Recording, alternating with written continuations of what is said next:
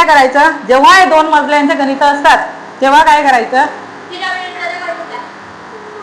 Very good, याचा खालचा मजला डायरेक्ट काढून टाकायचा, खालचा मजला गायब करायचा, बरोबर. हा खालच्या संख्या काय करायचा, न विचार करता डायरेक्ट कट करायचा. मग कट कशा करसाल, काय करायचं, सेम टर्म बघायची, त्याला मल्टिप्लाय करायचं. आता याला इक्वेशन काय मानलं मी, 1, याला इक्वेशन काय मानलं, 2.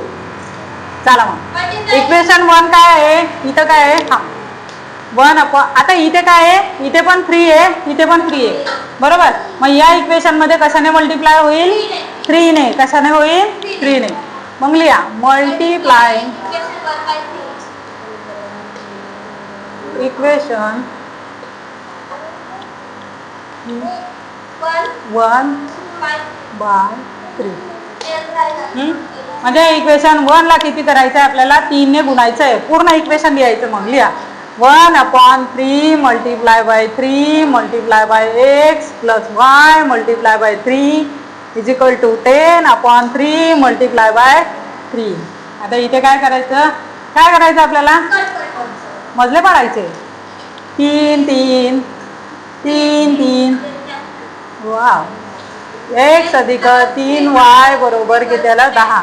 पहा किती चांगलं इक्वेशन तयार झालं, किती मस्त इक्वेशन तयार झालं ना, एकदम सोपी आहे. ह्याला मानायचं इक्वेशन 3. काय मानायचं याला, इक्वेशन 3. आता हे समजलं इथपर्यंत. आता इक्वेशन 2 चं पण तसंच करायचं. इथे पण किती आहे, 4 लोक राहतात. मल्टिप्लाय, आता याला कितीने मल्टिप्लाय करावं लागेल सांगा बरं, 4 ने.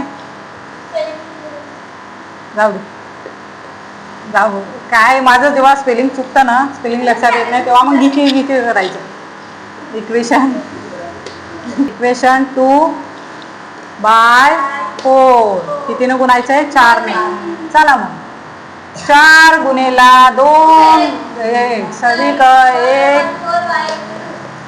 y गुणेला y, इथे काय 11चा 12 गुणेला 4, बरोबर. 4 दुने 8x, 4 4 घे कॅन्सल, किती राहिले y, 4 4 कट, काय राहिले 11. हे झालं इक्वेशन 4. किती झालं इक्वेशन 4. 1 आणि 2 नंबर आपण आधी दिले म्हणून ते परत देऊ शकतो का, नाही, म्हणून याला म्हटलं 3 आणि 4. चला हो थांबा वेळ. आता सगळ्यांना माहिती आहे काय करावं लागतं, इथं सबट्रॅक्ट करावं लागतं. इक्वेशन 3 ला काय करायचं, 4 मधून सबट्रॅक्ट करायचं.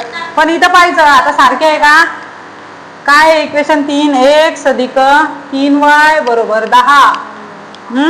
आणि इथे काय 8x अधिक y बरोबर 11. सोडवता येईल का पुढे, अरे तुम्हाला सोडवून आणता येईल का. काय करावं लागेल, इक्वेशन 3 ला काय करावं लागेल, 8 ने मल्टिप्लाय करायचं. ते नाही झालं तर याला काय करावं लागेल, 3 ने इक्वेशन 2 ला मल्टिप्लाय करायचं, इक्वेशन 2 ला.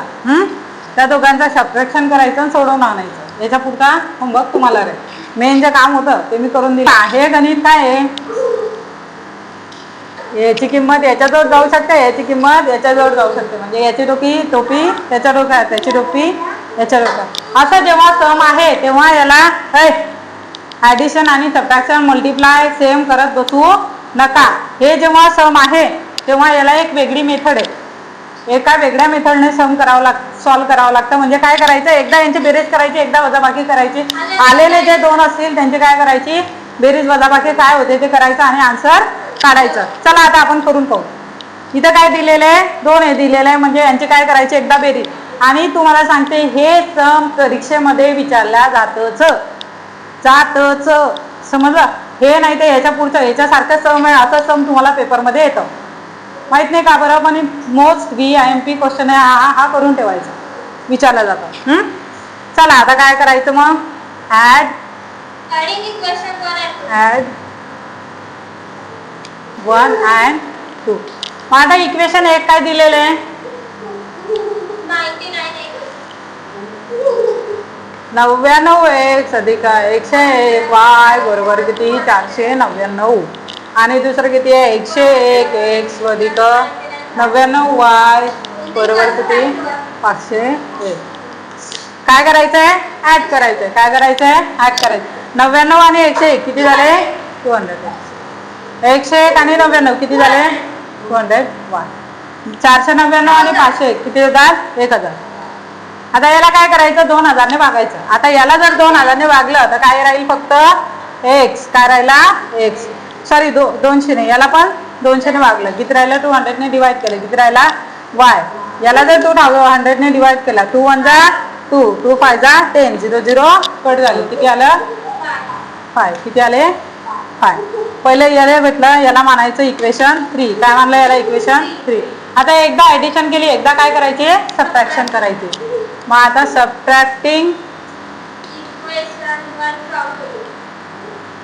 इक्वेशन 1 काय करावं लागेल आपल्याला 2 मोठं आहे म्हणून त्याच्यामधून 1 काय करावं लागेल मायनस करावं लागेल.